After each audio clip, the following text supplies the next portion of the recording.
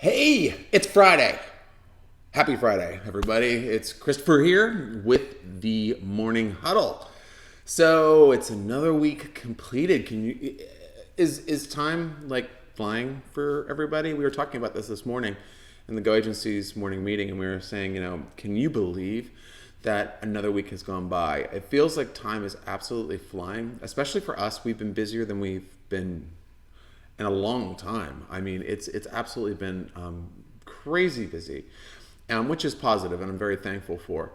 And it's really great too that we've been getting a lot of feedback on the morning huddles and also the our podcasts and blogs and all that other good stuff.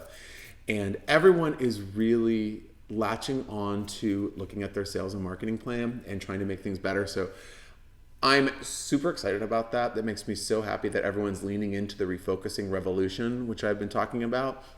So keep up the good work. There's so many great things out there that you may have been ignoring due to being too busy for being busy. And now with a little bit of extra wiggle room, perhaps, you have time to consider these things. So I hope that you're taking this time and really using it to your business's benefit rather than detriment, and focusing on the positive and looking at how you can grow your business. So I wanted to give you a concept today. That's something that me and our VP co-owner were talking about after the meeting this morning about referrals and how important referrals can be to any business that are out there. And Dale was telling me, he said, you should really look into doing a huddle on that. Maybe you should do that this morning. And I was like, well, I don't know what I'm going to talk about, so that sounds perfect. So here we are. So I wanted to just talk to you about three things that you can do to kind of build a quick referral program for your business. Now, if you are a product-based business, B2B, B2C, you can find angles to build your referral business up. So let's talk about first things first is, who is complementary to your business? So if I consider myself, I would say I'm a sales and marketing agency. What services do I not offer that would be complementary within that category? If you are a financial expert, if you are an investment banker, if you are an elder law lawyer, if you are a realtor, who is complementary? Now this is like networking 101, but identifying who your target is first is really important. And this is going into networking eventually, but I think in our chat this morning, but I think that the first thing you want to do is see who is complementary to your business. And a lot of people focus on, okay, well, who are my competitors and what are my competitors doing? Who's talking to them? And I think that's great, and you can do all that good stuff. But I think from a positive standpoint, I just like to see who you can work with, because it takes a village to offer great services and products to people out there. So work together in a way that's like not so competitive. So the first thing is that.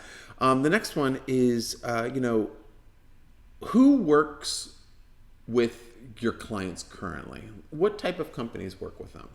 So maybe there could be a company, I don't know, that is complementary to yours, that is perfect, but they really don't have any sorts of clients that you work with normally. So for example, think about this. Say that I am a PR agency and I only work with authors. A complementary service, a company for me to ask to build a referral relationship with could be a digital marketing agency. The digital marketing agency only works with hospitals. Done. Forget them. Move on. Because that's not going to be where you're going to get any referrals. They could be great people and you could maybe build that business if you're thinking about like branching out, which is another topic. You can branch out to new and different industries based off of those relationships that you'll build. But if your model is built around a very, very specific industry, you need to find where those people are spending money already, where they're already enjoying their services, and where they already trust the person that they're working with. And this is the next thing that I would talk about. When you are trying to vet people that could be referral sources for you, you want to make sure that these people are not Slimeballs. Reason being is that if they're slime balls, then anybody they refer are going to be used to dealing with slime balls.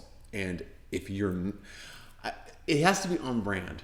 So if you are very, very soft and cuddly and nice, and then your referral source is super duper aggressive, it could be a little bit of a cacophony when it gets over to you. The referral might not really latch onto your vibe instantly. The best referral sources that we have do business exactly like us. They lead with a consultative approach. They're trying to learn more about the client to help them, not to sell them, to help them, so that you can offer things that are going to offer them a great ROI, or that are going to benefit their health, or going to benefit their finances, or whatever your industry is. So make sure that they're on brand. Also, make sure that if they are on brand, that they're not just referring every single person that comes across their plate.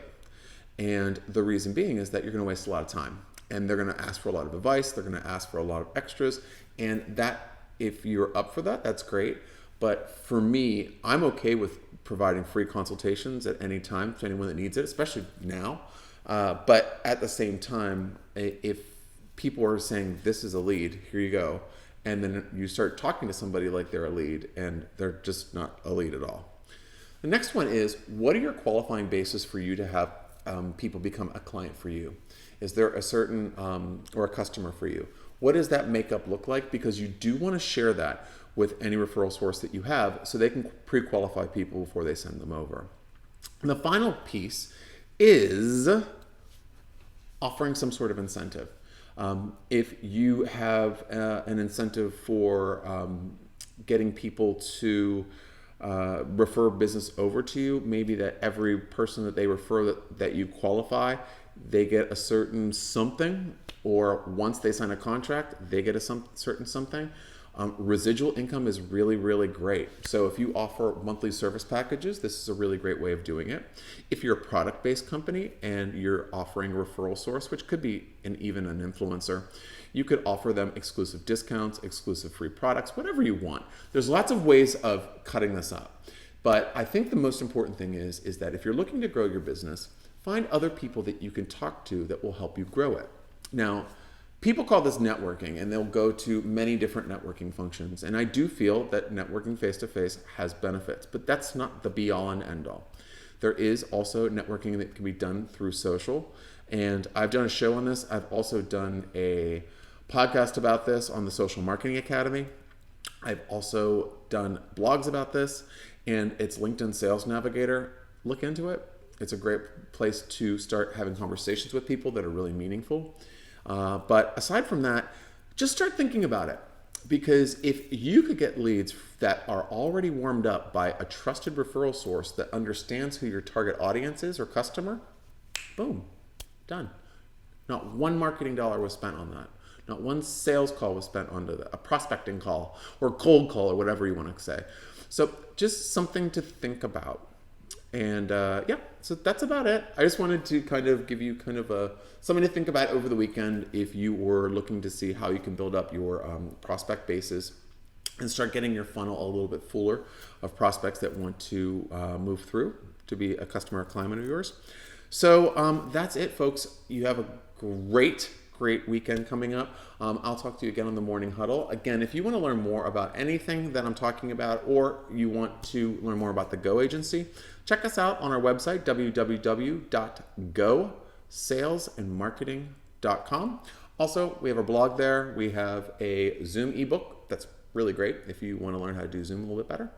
And the podcast as well, which is available everywhere in the blog. So check out all those goodies. They're all free, so why not? And have a great weekend. I'll see you Monday on the Morning Huddle. See you, folks.